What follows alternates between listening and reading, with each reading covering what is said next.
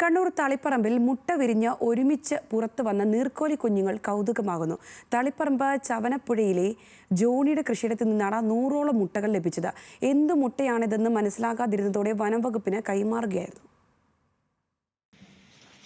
100ഓളം മുട്ടകൾ, അതിൽ 31 എണ്ണം വിരിഞ്ഞപ്പോൾ പുറത്തു വന്നത് തലങ്ങും വിലങ്ങും ഇഴഞ്ഞു കളിക്കുന്ന നീർക്കോലി കുഞ്ഞുങ്ങൾ.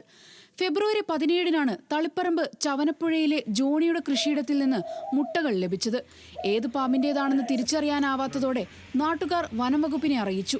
Taliparamba forest range officer PV സനൂപകൃഷ്ണന്റെ നിർദ്ദേശപ്രകാരം വനംവകുപ്പിന്റെയും മാർക്കിന്റെയും റെസ്ക്യൂവറായ അനിൽ തൃച്ചംബരം എത്തി മുട്ടകൾ ശേഖരിച്ച് സൂക്ഷിച്ചു.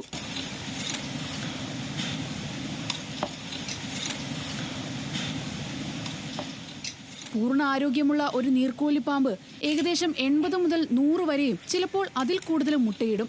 ബാക്കിയുള്ള മുട്ടകൾ കൂടി വിരിയുന്നതോടെ ആവാസ വ്യവസ്ഥയിൽ തുറന്നുവിടുമെന്ന് അനിൽ പറഞ്ഞു. ഇതിലിപ്പോ എനിക്ക് സംശയം വരുന്നത് ഒന്നിൽ കൂടുതൽ പാമ്പുകൾ അവിടെ മുട്ടയിട്ടിട്ടുണ്ടോ എന്നാണ്. 100-ൽ മുകളിലും മുട്ടകൾ കണ്ടിട്ടുണ്ട്. അവിടെ വെച്ച് തന്നെ ഇവരാദ്യം കണ്ട സമയത്ത് തന്നെ അത് വെയിലെല്ലാം കൊണ്ട് കുറച്ച് മുട്ടകൾ അവിടെ നിന്ന് തന്നെ മോശമായിട്ടുണ്ട്. ഇപ്പൊ നിലവിൽ എൻ്റെ അടുക്ക കൊണ്ടുവന്നതിൽ ഒരു 31 വിരിഞ്ഞിട്ടുണ്ട്. ബാക്കിയുള്ള കുറച്ച് മുട്ടകൾ വിരിയാനും ബാക്കിയുണ്ട്. നാട്ടിൻപുറത്തെ വയലുകളിലും തോടുകളിലും കുളങ്ങളിലും യഥേഷ്ടം കണ്ടുകൊണ്ടിരിക്കുന്ന നീർക്കോലികൾ ഇന്ന് കാണാക്കാഴ്ചകളിലൊന്നാണ്.